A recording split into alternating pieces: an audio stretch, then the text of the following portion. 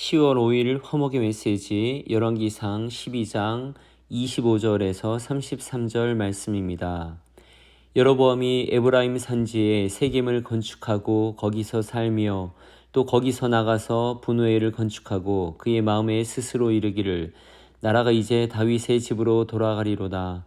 만일 이 백성이 예루살렘에 있는 여호와의 성전에 제사를 드리고자 하여 올라가면 이 백성의 마음이 유다 왕 된 그들의 주 르호보암에게로 돌아가서 나를 죽이고 유다의 왕 르호보암에게로 돌아가리로다 하고 이에 계획하고 두 금송아지를 만들고 무리에게 말하기를 너희가 다시는 예루살렘에 올라갈 것이 없도다.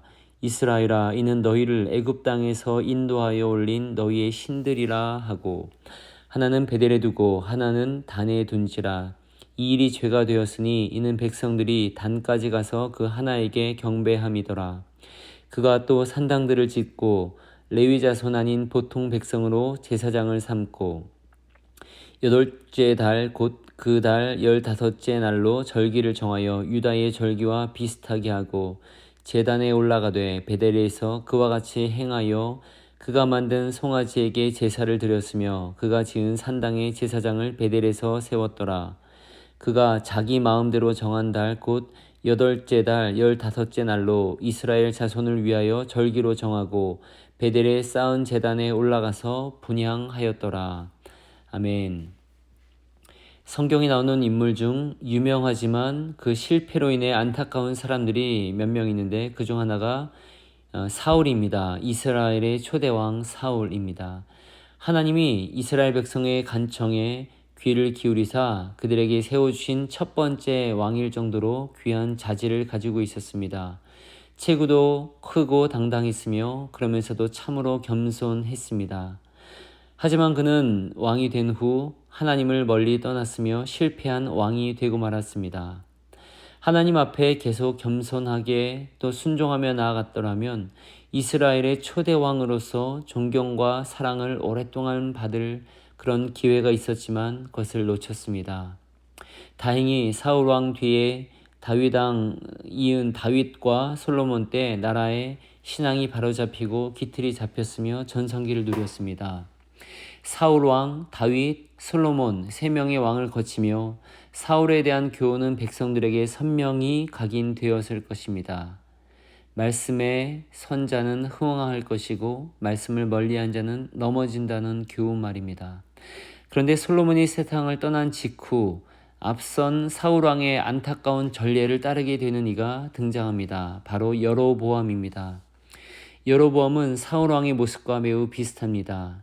오늘 이 여로보암이라는 인물의 삶을 들여다보면서 그 과정에서 우리에게 주시는 교훈을 얻기 원합니다. 우리가 읽은 12장의 한 장 앞인 11장 28절에 보면 여로보암에 대한 소개가 나옵니다. 이 사람 여로보암은 큰 용사라. 솔로몬이 이 청년의 부지런함을 보고 요셉 족속의 일을 감독하게 하였더니 이 여로보암은 큰 용사였습니다. 리더십이 있었지요. 그러면서도 부지런했습니다. 솔로몬 왕이 그의 자질을 알아보고 부족의 리더로 세울 정도였습니다. 지혜의 왕인 솔로몬이 알아볼 정도로 왕이 특별하게 또 지명한 사람이니 전도 유망하였고 장래가 촉망된 사람이었습니다. 여기서 잠시 여로보암과 그 앞에 나왔던 르호보암의 비교를 해드리겠습니다. 이 두 사람은 이름도 비슷하고 북왕국과 남유다로 나뉠 때 세워진 첫 번째 왕들이라 누가 누군지 헷갈립니다. 두 명이 한 가족 같은 느낌도 듭니다. 하지만 두 사람은 완전히 다릅니다. 르호보암은 솔로몬의 아들이어서 정통성이 훨씬 있었습니다. 하지만 오늘 우리가 보는 여로보암은 솔로몬의 가족이 아닙니다. 하지만 워낙 뛰어난 사람이다 보니 솔로몬에 의해 발탁이 된 것이지요. 여로보암과 르호보암 중 누가 솔로몬의 아들이었던지 헷갈릴 때가 있습니다. 저는 이런 식으로 기억을 합니다. 솔로몬 이름에는 자음, 리을자가 많이 들어가 있지요. 그러니 자음, 그 리을이 들어간 르호보암이 그의 아들이다 기억을 합니다. 이제 다시 여로보암의 이야기로 돌아와 봅니다. 솔로몬에게 발탁되었지만 그에게 더 대단한 일이 일어납니다. 그에게 선지자 아히야가 다가갔습니다. 아히야 선지자는 그의 앞에서 자신이 입던 새 옷을 막 찢습니다. 12조각으로 찢었습니다. 그리고 여로보암에게 그중 10조각을 가지라고 말합니다. 그러면서 아히야 선지자가 선포하길 솔로몬이 이방 신들을 경배하고 다윗이 행함같이 하지 않았기 때문에 그의 후손에게서 나라를 빼앗을 것이라 합니다. 솔로몬의 후손에게는 한 조각만 주고 남은 조각은 당신 여로보암이 가질 것이다 말하였습니다. 여로보암을 향한 하나님의 말씀에 조금 더 귀를 기울여 보겠습니다. 내가 만일 내가 명령한 모든 일에 순종하고 내 길로 행하며 내 눈에 합당한 일을 하며 내 종 다윗의 행함같이 내 율례와 명령을 지키면 내가 너와 함께 있어 내가 다윗을 위하여 세운 것 같이 너를 위하여 견고한 집을 세우고 이스라엘을 내게 주리라. 여러분, 이건 굉장한 선포입니다. 하나님이 다윗에게 행하셨던 것과 같은 것을 이제 여로보암에게 하시겠다는 겁니다. 솔로몬의 아들인 르호보암이 아닌 여로보암이 이제 이스라엘의 왕이 되겠다 하십니다. 조용하게 사울에게 나타나셨던 것처럼, 그리고 다윗에게 나타나셔서 기름 부으셨던 것처럼 이제 여로보암에게 그 축복을 이어가겠다고 하신 겁니다. 이 얼마나 영광스럽고 황송한 일입니까? 일생일대의 기회입니다. 여로보암이 참 자질이 탁월했고 마음이 겸손한 사람이며 하나님을 경외하는 사람이었기에 하나님은 그를 통해 새로운 역사를 쓰려고 하시는 겁니다. 여러분, 우리에게 이런 기회가 찾아온다면 얼마나 기쁠까요? 생각하지도 못했던 일들, 감히 꿈조차 꾸지 못했던 기회가 주어진 겁니다. 여러분은 이런 어떤 기회를 찾아오기를 바라고 계십니까? 현실적으로 일어날 것 같지 않지만 혹시 일어난다면 어떤 일들이 일어나기를 바라십니까? 여러분의 개인을 위해, 또한 자녀를 위해, 사업과 직장을 위해, 또 교회를 위해 어떤 기회가 오기를 바라십니까? 여로보암에게 바로 그런 기회가 찾아온 겁니다. 하나님이 말씀하시고 이렇게 자세히 말씀하셨기 때문에 틀림없이 그것이 이루어질 것이었습니다. 그리고 실제로 그 일이 이루어집니다. 솔로몬의 뒤를 이은 르호보암이 지혜로운 노인들이 아닌 치기 어린 젊은 사람들의 말을 들으며 백성들의 신임을 잃었습니다. 그러자 10지파의 사람들이 여로보암을 민족의 그 지도자로 세웠습니다. 이제 사울, 다윗, 솔로몬으로 이어졌던 왕권이 여로보암으로 이어지고 있습니다. 그런 역사가 시작되고 있습니다. 그 놀라운 자리에서 이제 여로보암은 자신을 세우신 하나님을 감사하며 하나님을 경외하며 살아가면 되는 것이었습니다. 그런데 오늘 본문에 보면 여로보암은 뜻밖의 일을 합니다. 26절에 보면 그는 갑자기 백성들이 나를 외면하면 어떻게 하지 염려합니다. 그가 그렇게 생각한 근거는 예루살렘의 성전으로 이스라엘의 백성들이 1년에 한 번 이상씩 가야 했기 때문입니다. 예루살렘에 가면 마음이 바뀔 것이다. 그가 조바심을 냅니다. 그러면서 대책으로 내놓은 강구는 놀라운 것이었습니다. 금송아지 2개를 만들었습니다. 하나는 북왕국이 가장 북단인 단에 두고 다른 한 개는 가장 남단인 베델에 둡니다. 그리고 무리들에게 말하길 당신들은 이제 예루살렘에 갈 필요가 없습니다. 이 금송아지들이 있는 곳에서 예배하면 됩니다. 라고 합니다. 여로보암은 또 이렇게까지 말합니다. 이 금송아지들이 당신들을 애굽 땅에서 인도하여 낸 여러분의 신입니다. 참으로 충격적이지 않습니까? 신앙인이 이게 말이 돼? 이게 말이 돼? 라는 생각이 드실지 모릅니다. 하지만 이러한 명령들이 그대로 받아들여지고 있습니다. 이뿐 아니라 31절에 보면 여로보암은 레위 자손이 아닌 보통 백성으로 제사장을 삼습니다. 그리고 33절에서는 또 더 나아가 자기 마음대로 정한 달에 절기를 정합니다. 모세오경 즉 토라에서 하나님이 모세를 통하여 여러 가지 이스라엘 민족의 절기를 알려주셨습니다. 특히 7월 달에는 나팔절, 속죄일, 초막절 등 주요한 절기들 또한 있었습니다. 그런데 여로보암은 8월에 절기를 자기 마음대로 정한 것입니다. 토라를 무시하고 하나님의 명령을 어기고 있습니다. 그런데도 그것이 용인되고 있습니다. 무엇을 의미합니까? 첫째로 제사장과 레위인들이 얼마나 무력했는지 또 얼마나 세속적이었는지를 잘 말해줍니다. 그들은 예배를 맡은 사람들이며 성전을 이끄는 사람들입니다. 왕의 명령보다도 하나님의 명령을 더 중요시해야 하는 사람들입니다. 하지만 그들은 아무 말하지 않고 여로보암을 따라갑니다. 영적 지도자들의 타락은 백성 전체의 영성에 위협이 됩니다. 둘째로 백성들은 어떻습니까? 그들로서는 여로보암의 명령이 나쁘지 않았습니다. 매번 멀리 예루살렘까지 가야 될 것을 이제는 가까운 곳에 있는 곳에 가면 되니 얼마나 고마웠겠습니까? 편의를 봐주니 좋았고 자신들에게는 큰 책임이 없는 것이니 그저 따라갔습니다. 그리고 여로보암 이 여로보암은 참으로 안타깝습니다. 그가 한 말을 다시금 보십시오. 28절입니다. 이 금송아지가 바로 당신들을 애굽 땅에서 인도하여 올린 너희들의 신들이라. 그의 말은 오래전에 모세가 십계명을 받으러 40주야로 산에 있을 때 백성들을 위해 금송아지를 만들었던 아론의 말과 비슷합니다. 거의 같습니다. 이스라엘아, 이는 너희를 애굽 땅에서 인도하여 낸 너희 신이라. 솔로몬의 우상 숭배를 미워하신 하나님이 그 후손을 징벌하시면서 이제 백성들의 믿음을 새롭게 하라고 여로보암을 세우셨습니다. 그런데 그런 여로보암이 왕이 되자마자 백성들을 두려워하며 그들을 위해 금송아지를 만든 것입니다.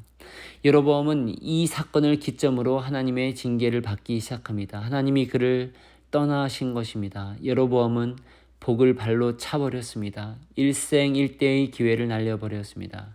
여로보암은 속이 원래 그런 사람이었던 것입니다. 겉으로는 하나님을 향하는 것 같았으나 그 속은 하나님보다도 백성을 더 신경 쓰고 그것을 두려워했습니다. 그것이 금송아지 제작과 산당 제작, 마음을 원하는 대로, 마음 가는 대로 절기를 만들었습니다. 한마디로 그는 사실 준비되지 못했던 자였던 것입니다. 준비되지 못한 자였기에 기회가 주어져도 그것을 차버리고 말았습니다. 여러분, 어떤 기회를 기다리십니까? 더 중요한 것은 기회가 주어졌을 때 그것을 감당할 만한 영성과 인품과 실력을 갖추는 것입니다. 왜 내게 이런 기회가 오지 않을까 염려하지 마시고 내게 필요한 훈련은 무엇인가에 집중하여 더 준비하시길 바랍니다. 사람을 두려워하지 않고 하나님을 두려워할 영성과 믿음을 갖추시길 바랍니다. 하나님은 우리가 준비되었을 때에 우리가 생각한 것보다 더욱 크고 빛나는 영광을 누릴 기회를 주실 것입니다. 존 비엘리의 기도문으로 기도하신 뒤 나의 모습, 나의 소유, 찬양을 붙여드립니다. 오 주님, 주님의 사랑이 저희 마음에 담기면 부끄럽고 악한 모든 잘못을 불태워 불처럼 태웁니다. 원하오니 주님의 완전한 의를 제게 입히시어 그 의가 제 것이 되게 하소서. 제 모든 허물을 지워 없애시고 저의 죄를 덮어 주소서. 과거의 잘못을 씻으시며 악한 버릇으로부터 해방시키시고 제 발걸음을 영생의 길로 인도하시는 주님의 손길을 느끼게 하소서. 오 하나님, 제 은밀한 죄와 싸우도록 도우소서. 정결한 열망의 요새로 저를 두르소서. 믿음을 통해 그리스도가 제 마음에 자리 잡게 하소서. 아멘.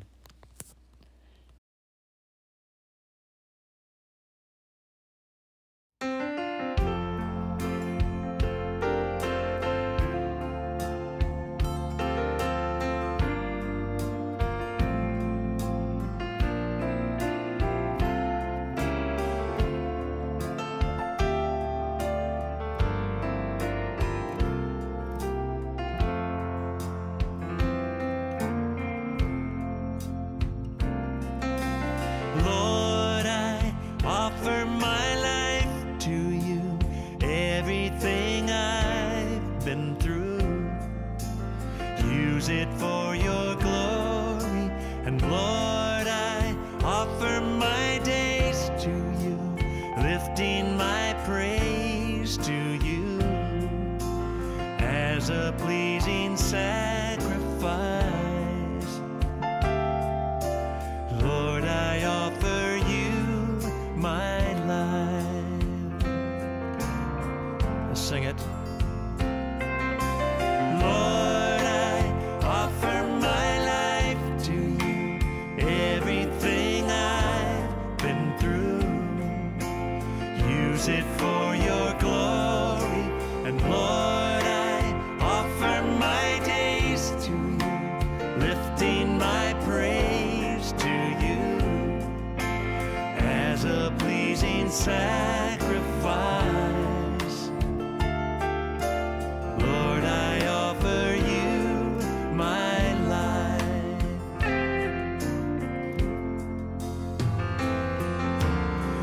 things in the past, things yet unseen, wishes and dreams that are yet to come true.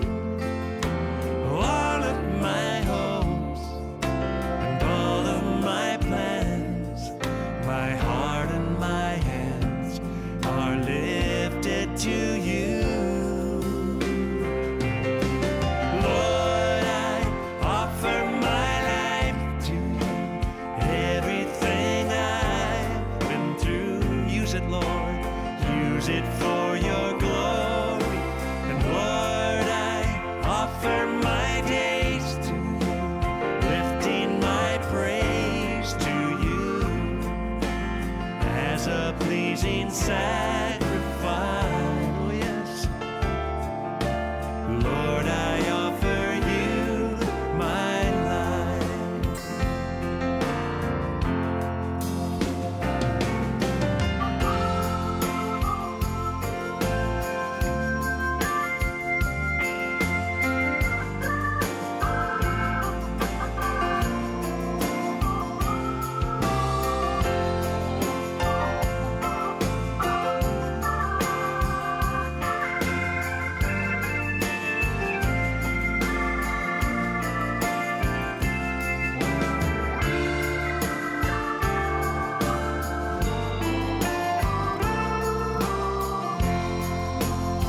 Sing it together.